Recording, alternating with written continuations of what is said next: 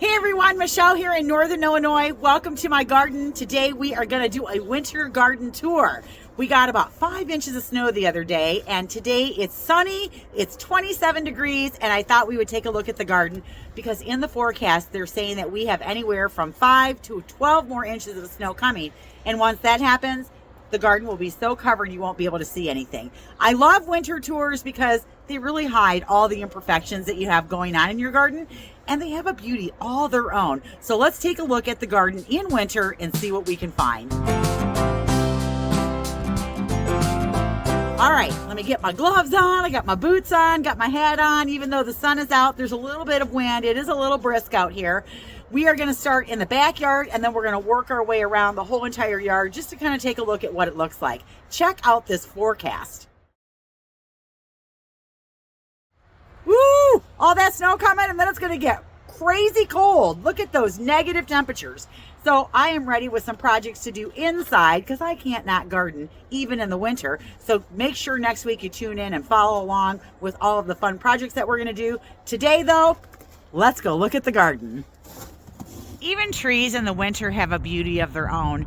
I mean, you can see the structure, the beautiful branch color that you have, and when they're dusted with snow, they look even prettier. So I like trees even in the winter, and I just think that your winter garden has, its own beauty. So right now we have probably 3 to 4 inches of snow on the ground, but you can still see the shrubs peeking up. These are our viburnums here. And then we have a hydrangea right there. That's the pistachio that I never got around to digging out, that I need to dig out and move. But as you come along this way, you can see my empty Slinky bird feeder. They ate all the peanuts in it, and I actually need to refill it up. But we've got our empty containers, and we got some roses down in the garden here.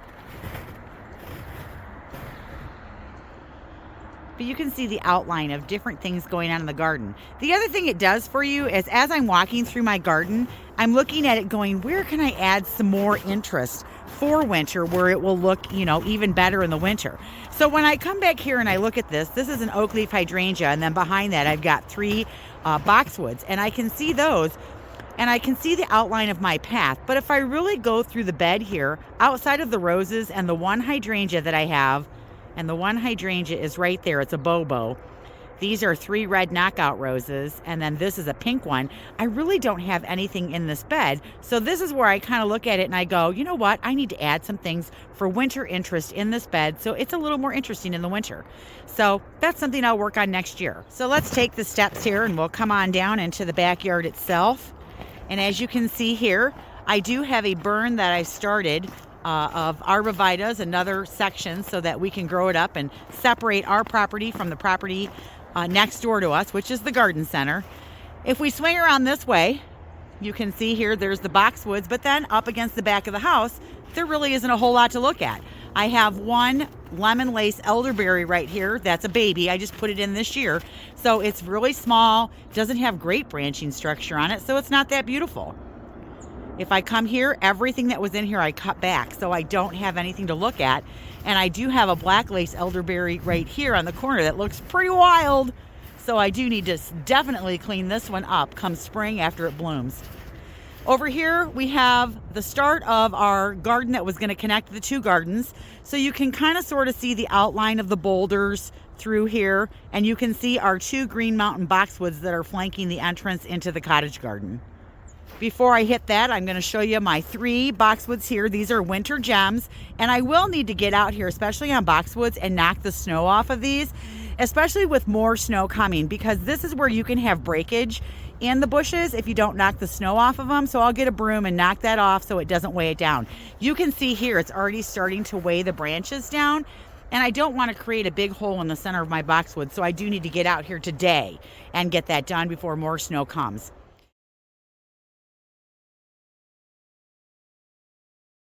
I also have a winterberry right here. This is my Jim Dandy. That's my male. And that goes with my females that I have over here. Let's see. Let's take a closer look at those. These I just put in probably late summer, early fall. And you can see here, this is one of the reasons why I put it in. Look at those beautiful berries on there. Isn't that great? Just wait till these get a little bit bigger. So to get the berries on your winterberry or your ilex, you have to have the male. These are the females to create the berries. So I love that I have that. And then here we have a serviceberry. Oop, my hand's in the way. Sorry about that. Here's my serviceberry. Oh, and the clouds are already starting to move in. And then you come around to the front of the garden here, and we'll take a look at that one in just a second. All right, let's go into the cottage garden and see what we can see. Now, everything in this garden is really young because I just planted this year. So nothing has really had a chance to grow. It's all been kind of sleeping, and then next year it'll creep a little bit, and then the following year it'll leap. So think about that when you plant a new garden. A lot of times you don't see significant growth until you get to the third year.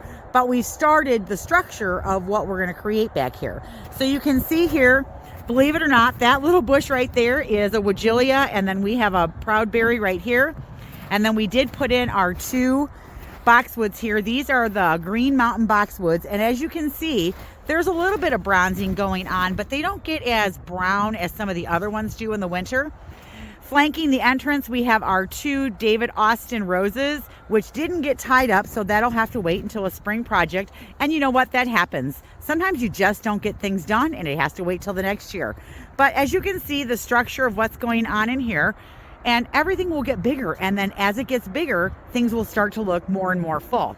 So we have our Royal Frost birch. That's what's right here. And then we have a line of red twig dogwoods that flanks the outside edge of the bed. Let's go take a look at those and the nice, pretty red branches that they have. Look at that nice red branching structure on there. And these are little. These are going to get up to 5 feet by 5 feet. So these are going to get bigger. I can't wait till they grow up a little bit. All right, let's swing around and just take a look at, you can see the fire pit in here. We've got our crabapple, which is right here, the little one. I did cut everything else back in the bed, but now that I'm looking at this, I'm thinking that maybe next year I want to leave everything up so I've got more interest in here, because I cut all the perennials back. Part of them got cut back because they needed to be cut back because they were really stressing after the heat of the summer, and I just wanted them to rejuvenate. But I think next year I might leave more of it up so that there's more texture and structure back here to look a little more interesting.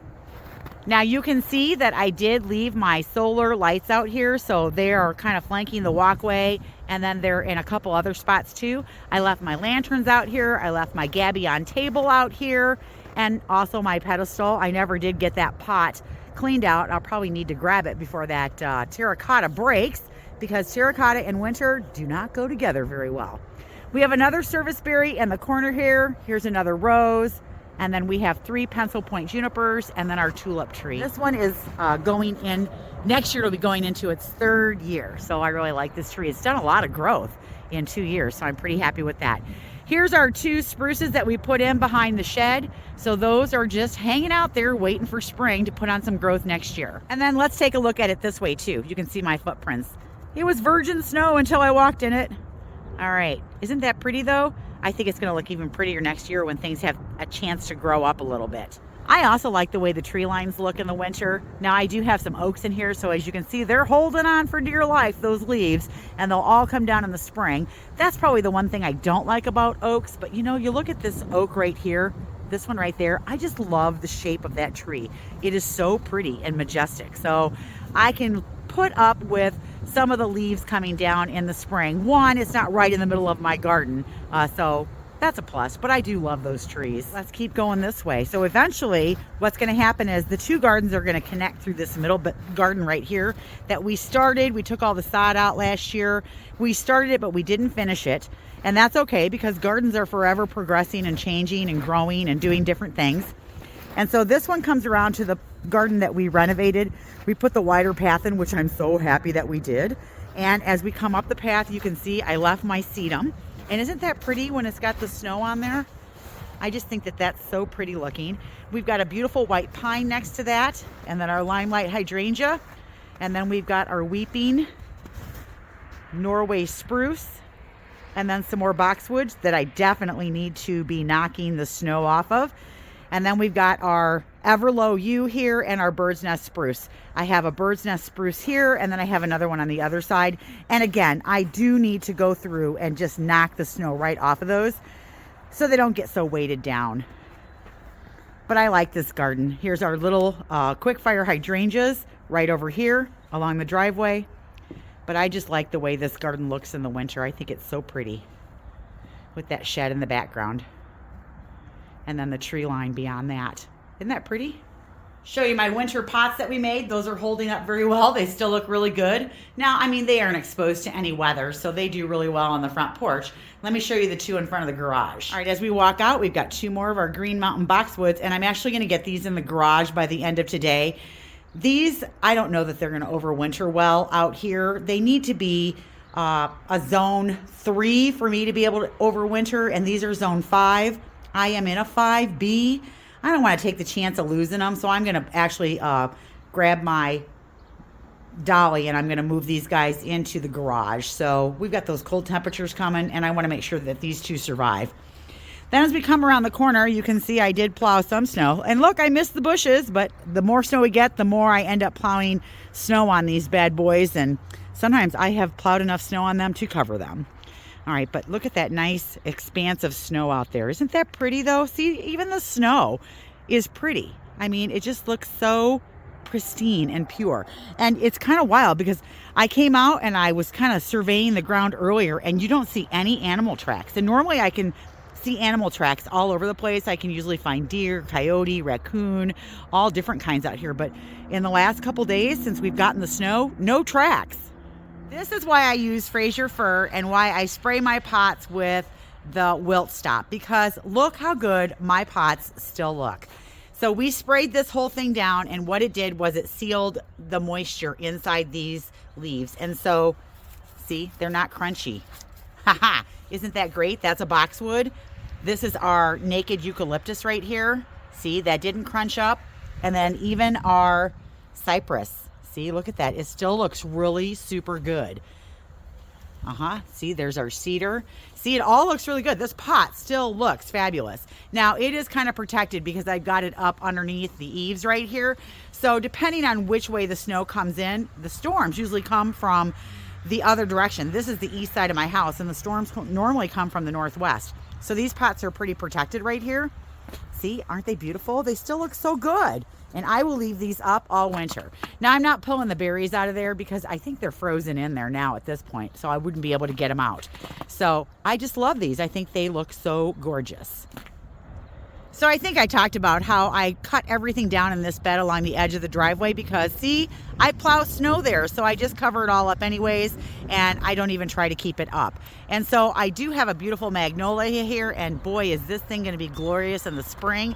Look at all of the flower buds on this guy. It is going to be loaded. It's going to be gorgeous. I can't wait. This is a Jane magnolia.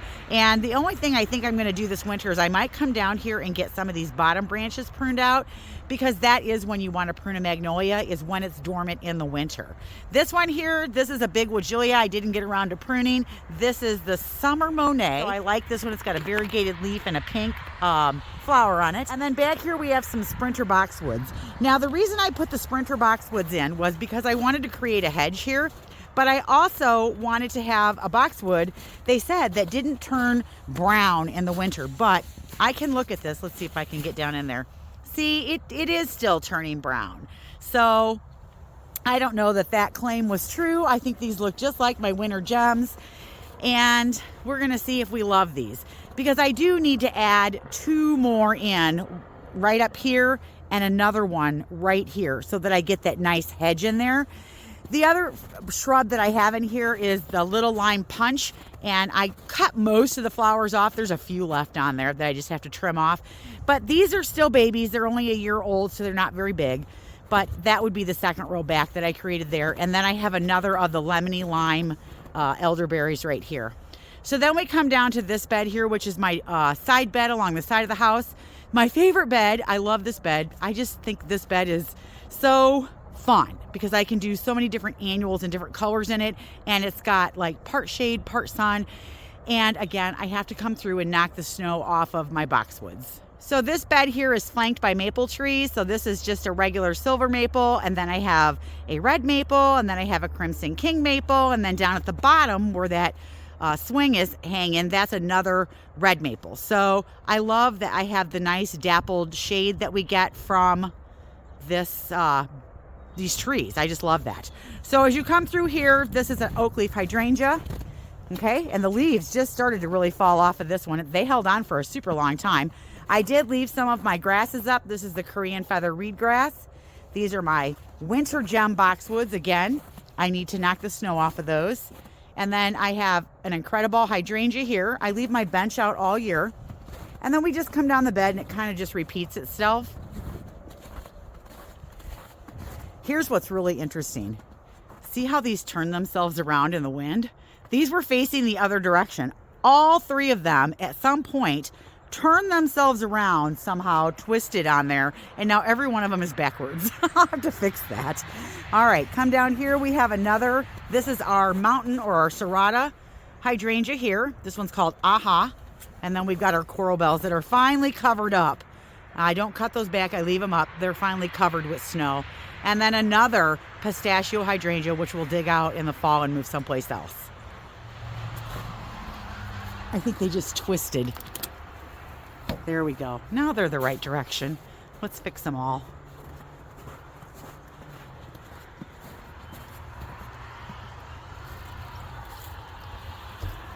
That's interesting that they twisted around like that, because they really have to kind of come out and twist to flip around the other way. That must have been some serious wind. The other thing I need to get out here and do is I do need to fill my suet feeder. I just filled it like 4 days ago and they ate everything that was in it. So I need to get on that too before the snow comes. What's really cool though is my little mug here. I've been seeing the little bitty birds that get on this one, and they like walk along this branch that we stuck in this mug, and they go in there and they've been slowly eating the suet out of this.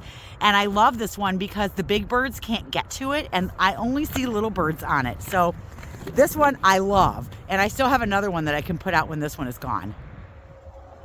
Oh my God, that was so awesome. I love coming out and walking my garden in the winter because it inspires me to plan for the next year. And it makes me look at my garden with different eyes. And it makes me go, you know what? I need some interest over here, or I need some winter interest here, because that area was kind of boring, or there wasn't really anything to look at there.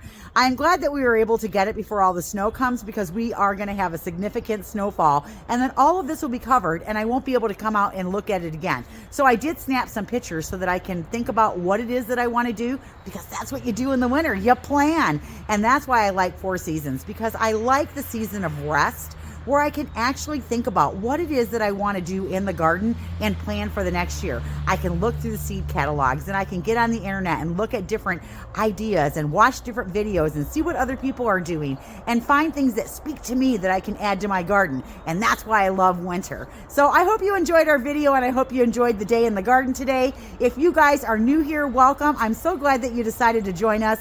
Please subscribe, click that notification button so that you know when our videos come out, and share with your friends and leave your comments. If you have questions, I'd love to hear from you. But I'm Michelle. You guys keep on gardening, and we'll see you in the next video. Bye, everybody.